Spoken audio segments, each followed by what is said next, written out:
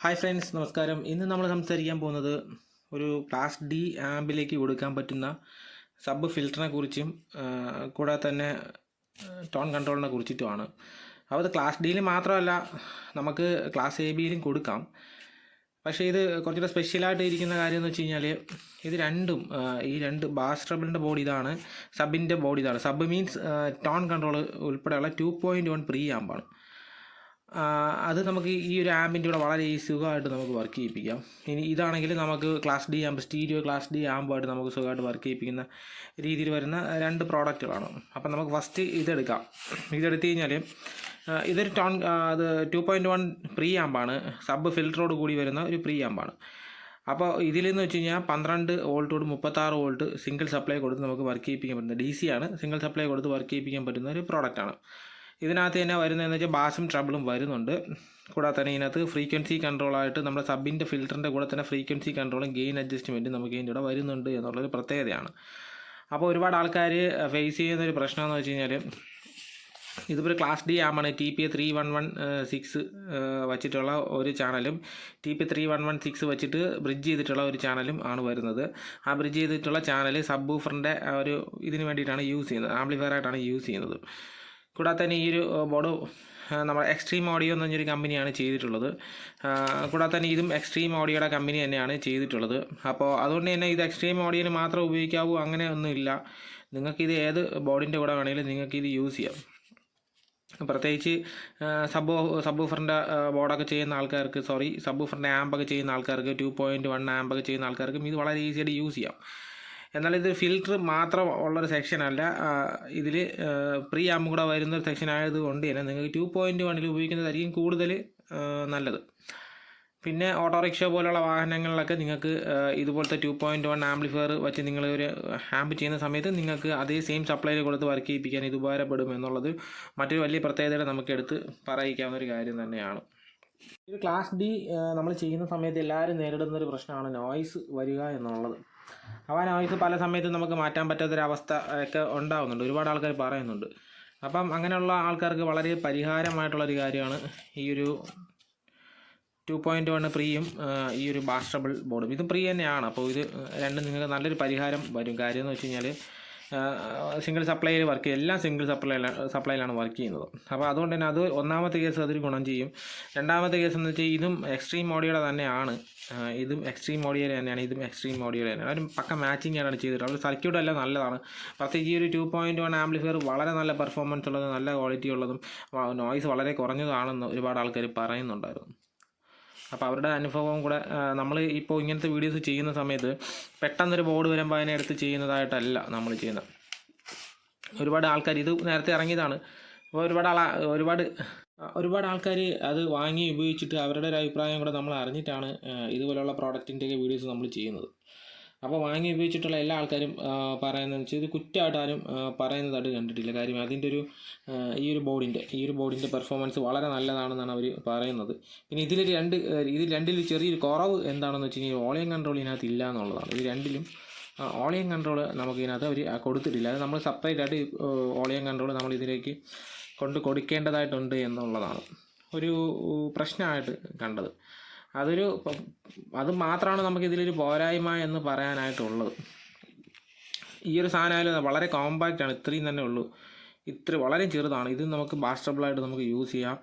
ഇതിന് മറ്റൊരു പ്രത്യേകത എന്ന് വെച്ച് കഴിഞ്ഞാൽ ഉപയോഗിച്ചിരിക്കുന്ന കമ്പോണൻസ് ഫുൾ SMD ആണ്. അത് നോർമലി വളരെ ചെറിയ SMD ആണ് ഇതിനകത്ത് യൂസ് ചെയ്തിട്ടുള്ളത്. അതുകൊണ്ട് നമുക്കിത് സാധാരണ ത്രൂ ഹോൾ വെച്ചിട്ടാണ് ചെയ്യുന്നുണ്ടെങ്കിൽ ഏകദേശം ബോർഡ് നല്ല വലിപ്പം വരും.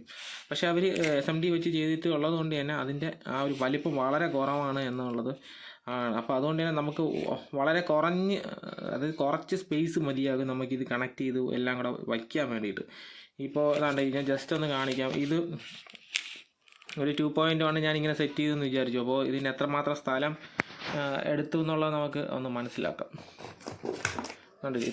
ഇതൊരു ചെറിയൊരു മൈക്കിൻ്റെ ബോക്സാണ്. അപ്പോൾ അതിൻ്റെ ഏകദേശം അത്രയും സ്ഥലമാണ് ഇത് എടുത്തത്. ഒരുപാട് ഇത് തന്നെ ഇത്രയേ ഉള്ളൂ സ്ഥലം. അപ്പോൾ അത്രയും മാത്രമാണ് അത് സ്പേസ് പോയത്. അപ്പോൾ വളരെ ഈസിയായിട്ട് നമുക്ക് ചെയ്തെടുക്കാൻ പറ്റുന്ന, വളരെ എളുപ്പത്തിൽ വളരെ സ്ഥലം കുറച്ച് ചെയ്യാൻ പറ്റുന്ന ഒരു സംഭവമാണ് ഈ ഒരു ഫിൽറ്ററും ഒരു ആമ്പും. അപ്പോൾ രണ്ടും എക്സ്ട്രീമിൻ്റെ ആണ്. ഇതിൻ്റെ വീഡിയോ ഞാൻ സെപ്പറേറ്റ് ആയിട്ട് ഇട്ടിട്ടുണ്ട്. നിങ്ങൾ ജസ്റ്റ് ഒന്ന് എൻ്റെ ബാക്കിലോട്ട് ഞാൻ ചെയ്തിരിക്കുന്ന വീഡിയോയുടെ ബാക്കിലോട്ട് പോയി കഴിഞ്ഞാൽ നിങ്ങൾക്കത് കാണാനായിട്ട് സാധിക്കും. കൂടാതെ ഇതിനകത്ത് ഞാൻ നേരത്തെ പറഞ്ഞ ഫ്രീക്വൻസി ഇതിനകത്ത് വരുന്നുണ്ട് എന്നുള്ളതാണ്. കൂടാതെ തന്നെ ഇതിനകത്ത് ഇൻപുട്ട് കൊടുക്കേണ്ടത് ഈ ഒരു ഭാഗത്തും ഔട്ട്പുട്ട് എടുക്കേണ്ടത് ഈ ഒരു ഭാഗത്തുമായിട്ടാണ്. പിന്നെ സബിൻ്റെ ഫിൽറ്ററിൻ്റെ ഔട്ട് ഇതുവഴിയാണ് വരുന്നത്. പിന്നെ മറ്റൊരു കാര്യം എന്ന് വെച്ച് കഴിഞ്ഞാൽ ഇതിലൊരു ഗുണമെന്ന് വെച്ച് കഴിഞ്ഞാൽ സാധാരണ നമ്മൾ സബ്വൂഫർ ഫിൽറ്റർ സെപ്പറേറ്റ് വയ്ക്കണം, പിന്നെ ആ ഒരു ടോൺ കൺട്രോൾ സെപ്പറേറ്റ് വയ്ക്കണം, അതിന് സെപ്പറേറ്റ് വയറിങ് ചെയ്യണം. ഇതങ്ങനെ മെനക്കേടൊന്നുമില്ല. ജസ്റ്റ് ഇതിനകത്തോട്ട് ഒരു 12 വോൾട്ടോ 36 വോൾട്ടോ നിങ്ങൾ കൊടുക്കുക, അല്ലെങ്കിൽ 24 വോൾട്ട് കൊടുക്കാം. മാക്സിമം കൊടുക്കുന്നത് 36 വോൾട്ട് വരെയാണ്. അപ്പോൾ നിങ്ങൾക്ക് നമ്മുടെ നാട്ടിൽ ഇവിടെ കിട്ടുന്ന ആ SMPSകളൊക്കെ ഉണ്ട്. ഒരുപാട് SMPSകൾ നമുക്ക് വാങ്ങിയാൽ കിട്ടും. 24 വോൾട്ടിൻ്റെയൊക്കെ SMPS ഒക്കെ വാങ്ങിക്കഴിഞ്ഞാൽ നിങ്ങൾക്ക് ഡയറക്റ്റ് ഇതിനകത്ത് തന്നെ ഈ ക്ലാസ് ഡി ബോർഡിൽ കൊടുക്കുന്ന അതേ സപ്ലൈ തന്നെ ഇതിൽ കൊടുത്ത് നിങ്ങൾക്ക് വർക്ക് ചെയ്യിപ്പിക്കാം എന്നുള്ളതാണ് മറ്റൊരു പ്രത്യേകതയായിട്ട് ഉള്ളത്. അപ്പോൾ ക്ലാസ് ഡി ആമ്പുകൾ വാങ്ങുന്ന ആൾക്കാർക്ക്, ചെയ്യാൻ ആഗ്രഹമുള്ള ആൾക്കാർക്കൊക്കെ ഒറ്റ കോമ്പൗണ്ട്, ഇത് രണ്ടും ഒരു കോമ്പൗണ്ട് വാങ്ങിക്കഴിഞ്ഞാൽ നിങ്ങൾക്ക് ചെയ്യാൻ പറ്റും. ഇനി ഈ ബോർഡ് തന്നെ നിങ്ങൾ യൂസ് ചെയ്യണമെന്ന് നിർബന്ധമൊന്നുമില്ല. അത് തന്നെ യൂസ് ചെയ്യണമെന്നൊന്നും നിർബന്ധമില്ല. ഇതൊരു സബ്വൂഫറിൻ്റെ ബോർഡാണ്, അല്ലെങ്കിൽ ഒരു മോണോ ബോർഡാണ്. നിങ്ങൾക്ക് ഇതുപോലത്തെ 2 ബോർഡ് ഉപയോഗിച്ചിട്ട് നിങ്ങൾക്ക് ഇതുപോലത്തെ 3 ബോർഡ് എടുക്കുക. 3 ബോർഡ് എടുത്തതിന് ശേഷം നിങ്ങൾക്ക് ഒന്ന് ലെഫ്റ്റ് റൈറ്റ് ചാനലിന് വയ്ക്കുക, ഒന്ന് സബ്വൂഫറിന് വയ്ക്കുക. എന്നിട്ട് ഇതിൻ്റെ ടോൺ കൺട്രോളിൽ നിന്നുള്ള കണക്ഷൻ ഇതിൽ കൊടുക്കുക, സബിൻ്റെ ഫിൽറ്ററിൻ്റെ ഔട്ട് അതിൽ കൊടുക്കുക.